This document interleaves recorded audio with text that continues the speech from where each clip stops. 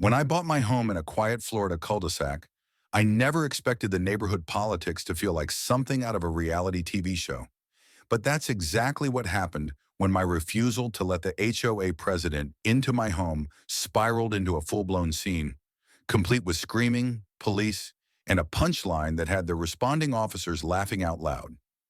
It all started with a knock on my door last September. Standing there in a bright pink polo and clipboard in hand was Sandra Minter, the self-appointed queen of our neighborhood and president of the Woodlake Shores HOA. If you've never had an HOA, imagine your most nosy neighbor. Now give them a title, some power, and access to fines.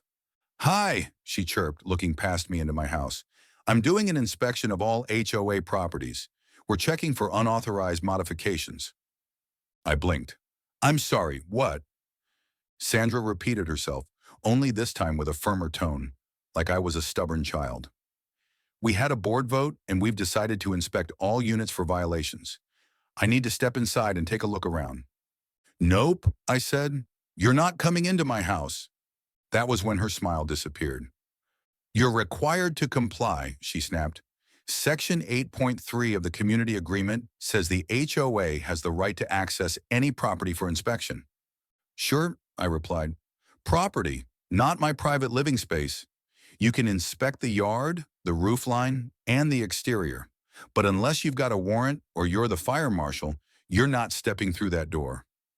She turned red, actually red, and stormed off the porch, muttering something about non-compliance and fines. I didn't think much of it until 2 days later when I got a notice taped to my front door. $500 fine for refusal to comply with HOA inspection. I laughed. Then I emailed her the Florida statutes regarding private property rights, highlighting the part where the HOA cannot enter a home without consent unless there's an emergency or court order. Instead of backing off, Sandra escalated. She began leaving voicemails saying I was setting a bad example and undermining community harmony. A week later, she returned with backup, 2 other board members and a maintenance guy holding a tape measure. "I'm going to give you one more chance," she said, arms crossed. "I'm going to give you one more chance to get off my porch," I replied. That's when she called the cops. Now here's where it gets truly surreal. I stood in my driveway while Sandra gave the 2 responding officers her version of the story. How I was in violation, how I had refused a lawful inspection, and how I was creating a hostile environment. The officers looked at me. I showed them the notice, the emails, and the HOA bylaws. One of the officers, let's call him Officer Rhodes, read the paper, looked at Sandra, and asked, "Ma'am, what exactly were you hoping to inspect inside the house?" Sandra snapped, "We heard he may have installed unapproved curtain rods." Both cops stared at her. "Curtain rods?" Officer Rhodes repeated, incredulous. "They weren't visible from the outside, but someone saw them through the window and—" At that point, the second officer started chuckling. Rhodes tried to keep a straight face but failed. "So, to confirm, you're calling law enforcement because a homeowner wouldn't let you in to inspect his curtain rods?" "I demand you enforce the HOA rules," she cried. "I'm afraid that's not how this works," Rhodes said. "This is a civil matter, and you're not allowed to enter someone's home without consent or a court order.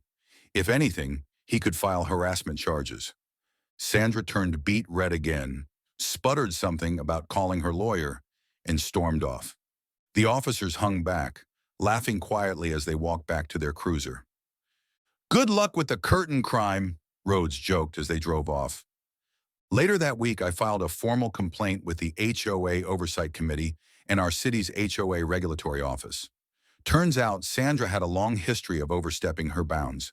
She resigned 2 weeks later, citing health reasons, though rumor has it she was forced out. I still live in the same house. The curtain rods? Still up, still unapproved, and every time I draw them closed, I smile a little wider.